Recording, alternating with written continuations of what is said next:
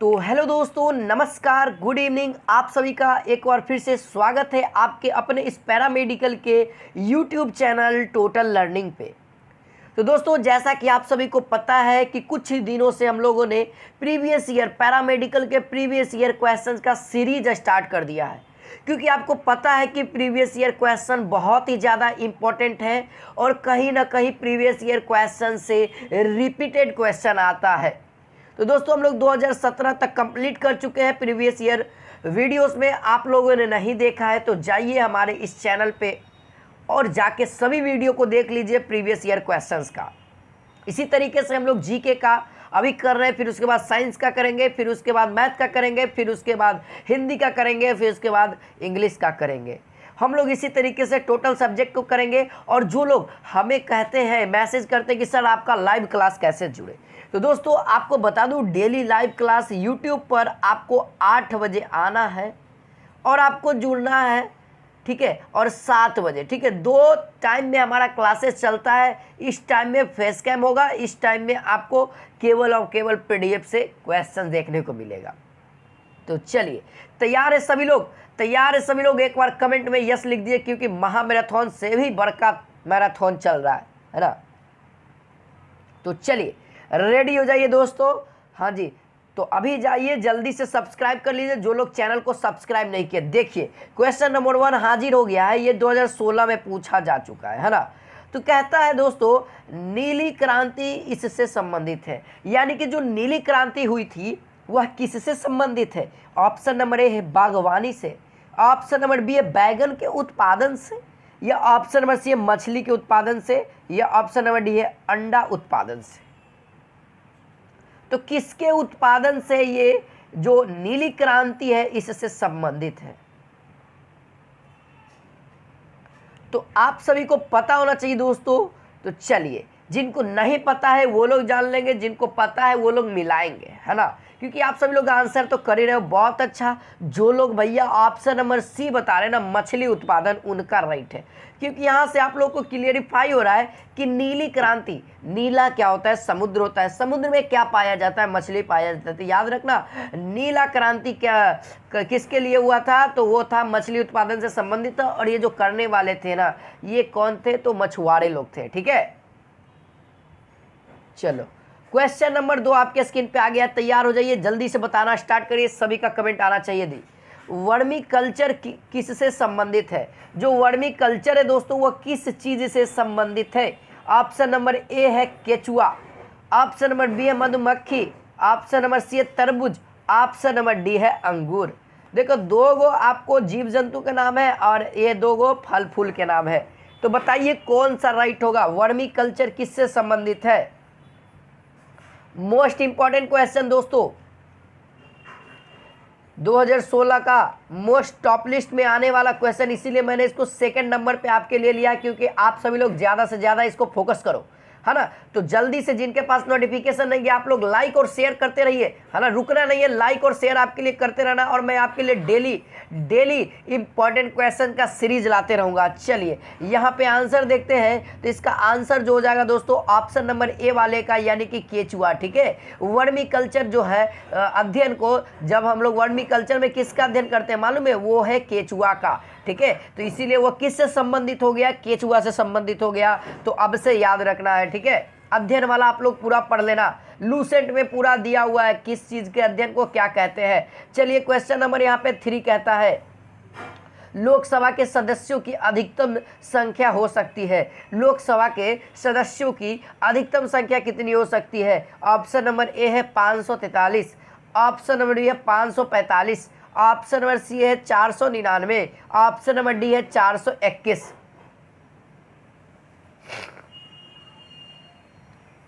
तो चलिए भैया, यहाँ पे जो आंसर होगा ना, यहाँ पे आंसर जो होगा अधिकतम पूछ रहा है ना, ठीक है, देखना, ध्यान देना। यहाँ पे अधिकतम जो होगा वो कितना होगा? 545 यहाँ पे राइट हो जाएगा, ठीक है। वर्तमान में इसकी, ठीक है, वर्तमान में, ठीक है, वर्तमान में अधिकतम संख्या कितनी है? 545, 530, फिर 13 और फिर ये 2 गो किसका होता है? वो क्या कहते हैं, जो अंग्रेज़ों के द्वारा हिंदू जो होता है ना, हिंदू लोग हिंदू के साथ जो यौन संबंध बनाती है, तो जिसके कारण जो बच्चा उत्पन्न होता था उसको हम लोग कहते थे, ठीक है। आधा अंग्रेज रहता था, आधा हिंदू रहता था, तो उसके लिए 2 गो सीट आरक्षण किया हुआ है, वो लोग जा सकता है। अब देखिए यहाँ पे, तो देखिए जो टोटल अधिकतम होनी चाहिए ना, वो यहाँ पे 552 होनी चाहिए, ठीक है। कितना होना चाहिए, अधिकतम संख्या कितनी होनी चाहिए, 552 होनी चाहिए। लेकिन जो व्यवहार में यहाँ पे क्वेश्चन अधिकतम दिया है, तो आंसर ये होना चाहिए। बट यहाँ पे ऑप्शन नंबर बी भी बताइएगा ना, तो भी राइट हो जाएगा, क्योंकि 545 भी करंट चल रहा है, तो इसका भी राइट आंसर बी भी होगा। तो अधिकतम अगर 552 दिया रहे तो 552 को मार सकते हो, और नहीं तो 545। आप सभी लोग याद रखना, ये 2 गो लोकसभा की सीटें हैं, तो याद रखिएगा। तो चलिए अब हम लोग आगे की ओर बढ़ते हैं। तैयार है, क्वेश्चन नंबर 4 आ गया। देखिए क्वेश्चन नंबर 4 के लिए हम लोग तैयार हैं और आप लोग भी तैयार हैं। तो चलिए, मैं तो तैयार हूँ। कहता है गोदावरी नदी का उद्गम स्थल है, यानी कि जो गोदावरी नदी है उसका उद्गम स्थल कहाँ से है। ऑप्शन नंबर ए है नासिक, ऑप्शन नंबर बी है कुर्ग, ऑप्शन नंबर सी है रायपुर, ऑप्शन नंबर डी है उदयपुर। तो कौन सा राइट होगा, जल्दी से आप सभी लोग कमेंट करके बताइए।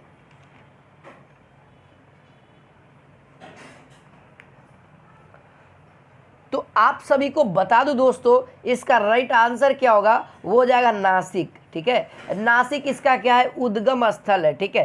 क्या ये नासिक कहाँ है, ये एक प्रकार का जिला है, ठीक है। नासिक क्या है, यहाँ पर जिला है, जो कि किस राज्य का जिला है, किस राज्य का जिला है, पता है किन्हीं को, कमेंट में बताओ। किन्हीं को पता है तो कमेंट में बताओ। हाँ जी, तो याद रखिए वो किसका है, महाराष्ट्र का। ये महाराष्ट्र का जिला है, ठीक है। अगर गांव की बात करें, उद्गम स्थल किसी एक पार्टिकुलर गांव में होगा, तो वह यहाँ से जो नासिक जिला है मेन टाउन से, ठीक है, वहाँ से 64 किलोमीटर दूर एक क्या है, ठीक है, त्रयबंक, ठीक है, त्रयबंक याद रखना कौन सा है, याद रखो, त्रयबंक करके नाम का एक गांव है। वह क्या है, पहाड़ी इलाका है, ठीक है। यह एक क्या है, पहाड़ी इलाका है, और यहीं से क्या होता है, उद्गम होता है गोदावरी नदी का, यानी कि चालू होता है। कैसे गंगा जी हिमालय से निकलते हैं, उसी तरीके से।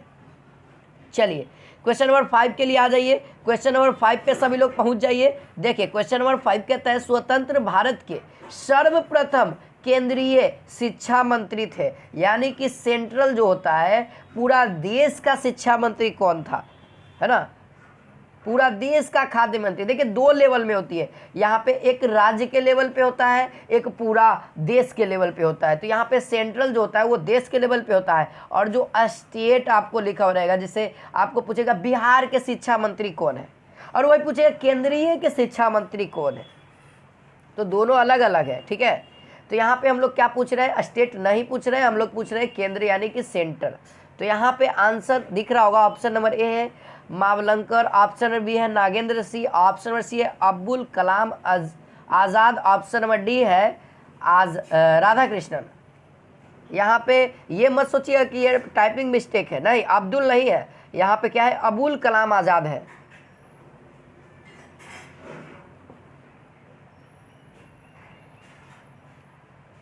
तो चलिए इसका आंसर देखिएगा आप सभी लोग। तो इसका आंसर जो होगा ना, हाँ जी, बहुत अच्छा। हाँ, तो इसका आंसर क्या हो जाएगा, वो हो जाएगा ऑप्शन नंबर सी अबुल कलाम आज़ाद, ठीक है। अबुल कलाम आज़ाद दोस्तों स्वतंत्र, जब भारत हमारा स्वतंत्र हुआ था, और उस समय जब केंद्रीय यानी कि मंत्री परिषद बैठा था, केंद्रीय मंत्री हुआ था, तो उस समय शिक्षा मंत्री कौन बने थे, तो वो थे ऑप्शन नंबर सी अबुल कलाम आज़ाद, याद रखिएगा।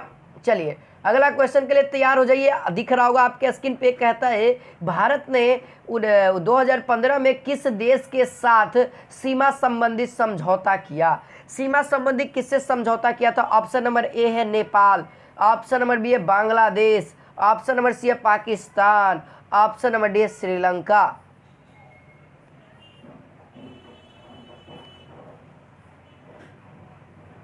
2015 में सीमा संबंधी यानी कि कह सकते हैं देश का जो सीमा होगा, तो सबसे पहले तो वो पड़ोसी राज्य होगा, है ना। पड़ोसी राज्य होगा तभी जा करके हमारा क्या होगा, सीमा संबंधी क्या होगा, प्रॉब्लम होगा, तभी ना जा करके उसमें समझौता होगा। जब तक प्रॉब्लम क्रिएट नहीं हुआ तो समझौता किस बात का। हाँ, तो यहाँ पर आपको बताना है पाकिस्तान भी है, नेपाल भी है, बांग्लादेश भी है, श्रीलंका भी है। सारा तो श्रीलंका तो खैर समुद्र से जुड़ा हुआ है, तो श्रीलंका को छोड़ दो। यहाँ पे सीमा संबंधी इसका कहियो लड़ाई नहीं हुआ आज तक। तो चलिए इसका आंसर भी देख लीजिए आप सभी लोग। तो इसका आंसर जो हो जाएगा वो हो जाएगा बंगाल से, तो यहाँ सॉरी बांग्लादेश से। बंगाल यानी पश्चिम बंगाल हो जाएगा। ये क्या बांग्लादेश से क्या हुआ था, 2015 में समझौता हुआ था, ठीक है। किसके लिए, तो सीमा संबंधी समझौता हुआ था। तो याद रखिएगा ये सब हिस्ट्री वाला क्वेश्चन हो जाएगा। तो ये वाला रिपीट करने का चांस बन जाता है, भले ही करेंट अफेयर रिपीट करे या ना करे, बट ये सब क्वेश्चन रिपीट कर सकता है। देखो अब क्वेश्चन नंबर 7 कहता है कोपेनहेगन किस देश की राजधानी है। अब बताओ कोपेनहेगन किस देश की राजधानी है। बड़ा कह रहा था देश देश, अब देश की राजधानी से बताइए आप सभी लोग। राजधानी तो सबके याद होगा, देश राजधानी किसको किसको याद है अभी पता लग जाएगा, है ना। चलिए बहुत अच्छा, जो लोग ऑप्शन नंबर सी बता रहे हैं ना, डेनमार्क। डेनमार्क की राजधानी क्या है दोस्तों, कोपेनहेगन, ठीक है। तो याद रखिएगा आपसे डेनमार्क की राजधानी क्या हो गई, कोपेनहेगन, ठीक है। क्वेश्चन रिपीट हो सकता है, मैं बार बार बोल रहा हूँ। प्रीवियस ईयर क्वेश्चन हर साल किसी भी एग्जाम में, कोई भी एग्जाम का बात करो ना, कहाँ से प्रीवियस ईयर क्वेश्चन नहीं रिपीट करता मुझे बता देना, ठीक है।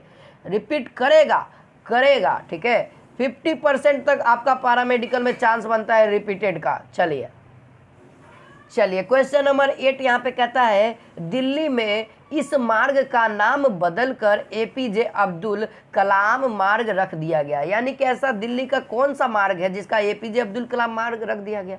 ऑप्शन नंबर ए है औरंगजेब मार्ग, ऑप्शन नंबर बी है अकबर मार्ग, ऑप्शन नंबर सी है महात्मा गांधी मार्ग, या ऑप्शन नंबर डी है अशोक मार्ग। क्या होगा,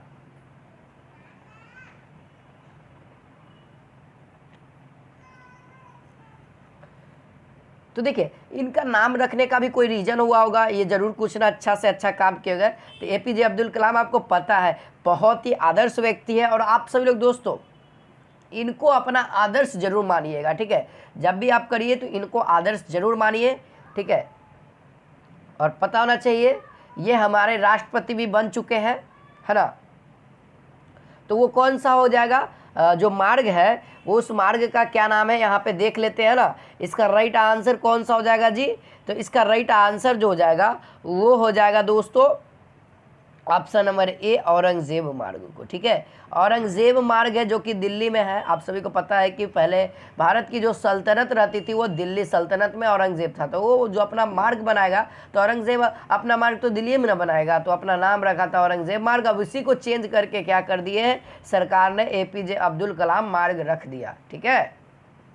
चलिए आगे बढ़ते हैं। क्वेश्चन नंबर 9 यहाँ पे कहता है शिव ऑफ इक्ष्वाकु, ठीक है। यहाँ पे देखना शिव ऑफ इक्ष्वाकु के लेखक कौन है, ये आपको दिख रहा है ना, ये बुक का नाम है, ठीक है। शिवम ऑफ इक्ष्वाकु के लेखक कौन है। ऑप्शन नंबर ए है Amish Tripathi, option number B है Rajkamal Jha, option number C है Kiran Nagarkar, option number D है सजीव हातोता साहोता। सॉरी दोस्तों, ऑप्शन नंबर ए है अमीश त्रिपाठी, ऑप्शन बी है Rajkamal Jha, option number C है Kiran Nagarkar, option number D है साजीव, ठीक है, साजीव साहोता। तो यहाँ पे आंसर जो हो जाएगा, ये जो बुक लिखा हुआ है ये किनके द्वारा लिखा गया है ये आप सभी को मैं बता दूँ। तो इसका राइट आंसर जो हो जाएगा, ठीक है, शिवान, है ना। यहाँ पे इसका राइट आंसर क्या हो जाएगा जी, तो यहाँ पे सभी लोग ऑप्शन नंबर ए बताइए जी। हाँ जी, ऑप्शन नंबर ए वाले का क्या हो जाएगा right answer, option number A is the right answer. तो चलिए, तो इसका राइट आंसर क्या हो जाएगा दोस्तों, इसका राइट आंसर आप सभी को मालूम होना चाहिए, वो हो जाएगा ऑप्शन नंबर ए अमीश त्रिपाठी, ठीक है। ये क्या हो जाएगा यहाँ पे शिवान, ठीक है, याद रखना शिवान ऑफ इक्ष्वाकु, ठीक है, शिवान ऑफ इक्ष्वाकु। कुछ दिख नहीं रहा है, चलो छोड़ो आगे बढ़ते हैं। क्वेश्चन नंबर 10 कहता है प्लूटोनियम की खोज किनके द्वारा की गई, बताओ प्लूटोनियम की खोज किनके द्वारा की गई। Option number A Roentgen, option number B है madam Curie, option number C है Seaborg, option number D Rutherford. हाँ जी, देखो साइंस का भी क्वेश्चन पूछ देता है जीके में।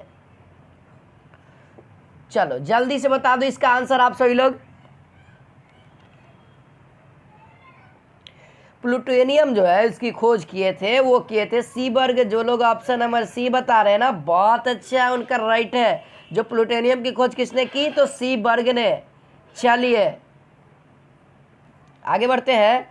क्वेश्चन नंबर 11 कहता है यहाँ पे किसमें कैरोटीन प्रचुर मात्रा में पाया जाता है।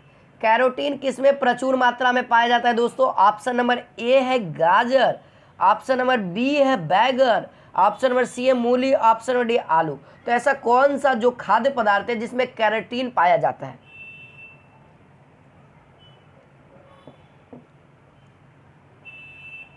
तो आप सभी को पता होगा, बहुत अच्छा, सभी लोग ऑप्शन नंबर ज्यादातर एक आ रहा है, बहुत अच्छा जी। यहाँ पे गाजर होगा ना, गाजर में कैरोटीन पाया जाता है, ये सभी को पता है ना।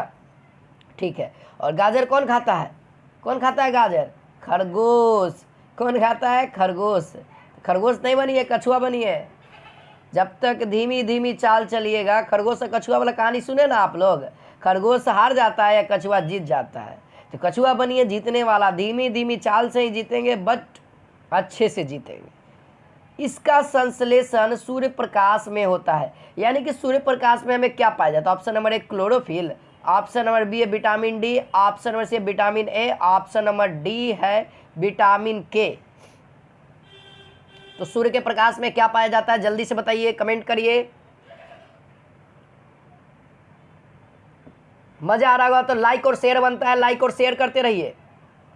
चलिए दोस्तों सूर्य का जो प्रकाश होता है ना, वो किसके लिए होता है, तो उसमें विटामिन डी पाया जाता है। मेनली रूप से हम लोग विटामिन डी के लिए सूर्य का प्रकाश लेते हैं। ठीक है, वो भी क्या लेते हैं, आप सब लोग देखिएगा, गोवा का नाम जानते हैं ना, वहाँ पे बीच एक गाना निकला था, गोवा के बीच पे, ऐसे करके कुछ ऐसी तरह से टोनी कक्कर का गाना निकला था। तो वहाँ पे देख रहे होगे ना कि वहाँ पे गोवा के बीच में क्या होता है, आराम से बॉडी लोशन लगा लेता है, वो क्रीम आता है, आप तो कौन क्रीम आता है धूप पाव सेके वाला, ओकरा सब लगा लेगा, विटामिन डी लेवेगा। कुछ पूछेगा ना तो कौची कर रहा है भैया, तो कहेगा विटामिन डी ले रहे हैं। हम नहीं गए कभी, ठीक है, लेकिन वहाँ पे देखे हैं। ठीक है, तो विटामिन डी के लिए होता है। और उस लोशन को इसलिए लगाया जाता है, उस लोशन को, कि यदि ज़्यादा धूप ले लेते हैं तो हमें त्वचा का खराब न हो, त्वचा खराब न हो, इसीलिए उस लोशन का यूज किया जाता है। ठीक है, और अच्छे से विटामिन डी को हम लोग एब्जॉर्ब कर पाते हैं, और वही क्रीम क्या करता है, त्वचा को बचाता है और विटामिन डी को लेने में हमें सहायता करता है। चलिए अब आगे बढ़ते। क्वेश्चन नंबर यहाँ पे 13 कहता है 1 एकड़, ठीक है, 1 एकड़ किसके बराबर है। 1 एकड़ का नाम जानते हैं ना, देहात वाला लेकिन अगर होंगे देहात में के, मतलब कि गांव में क्या, ठीक है, तो उन लोगों को पता होगा क्या होता है ना। गांव में, मैंने भी गांव में रहा, लगभग मैं 12th जो किया हूँ, मैं 12th दोस्तों एकदम गांव में किया हूँ। ठीक है, एकदम गांव में किया हूँ, आप सभी को पता होना चाहिए। जहाँ पे 2 किलोमीटर तक मुझे साइकिल चला करके जाना पड़ता था कोचिंग करने के लिए। ठीक है, कोचिंग करने के लिए 2 किलोमीटर मैं साइकिल चलाया करता था। ठीक है, कोचिंग के लिए। अब वो किसी भी टाइम बुलाते थे, दोपहर में बुलाते थे, कभी शाम में बुलाते थे। ठीक है, अब आते आते कभी तो 7 बज जाता था। 7 बजे मालूम है गांव में बहुत ज़्यादा अंधेरा हो जाता था। ठीक है, तो फिर भी हम लोग जाते थे। तो आप सभी लोग तो अब तो बहुत ही आसान है, उस समय तो ऑनलाइन ज़्यादा किसी टीचर्स को वहाँ पे पता भी नहीं था ऑनलाइन। ठीक है, ऑनलाइन ले सकते थे, लेकिन उतना ऐप का बजट भी नहीं था हमारे कोचिंग में। तो यहाँ पे देख लीजिए, यहाँ पे जो 1 एकड़ जो होता है, ठीक है, 1 एकड़, फिर 1 कट्ठा, 1 हेक्टेयर, ये सब आप सभी को पता होना चाहिए। 1 एकड़ में कितना होता है, वो होता है 4800 वर्ग मीटर। ठीक है, अप्रॉक्स ये कितना है, लगभग में है, तो याद रखना ये सब क्या है, लगभग में है। चलिए अब आज के लिए तो इतना ही क्वेश्चन रखते हैं, मिलते हैं नेक्स्ट वीडियो में दोस्तों। और लाइक और शेयर और कमेंट करिएगा। आप लोग कमेंट और लाइक और शेयर नहीं करते, लाइक और शेयर कमेंट करिए। और मिलते हैं नेक्स्ट वीडियो में नेक्स्ट क्लास के साथ, प्रीवियस ईयर इंपॉर्टेंट क्वेश्चन के साथ। तो आज के लिए इतना ही, जय हिंद, जय भारत।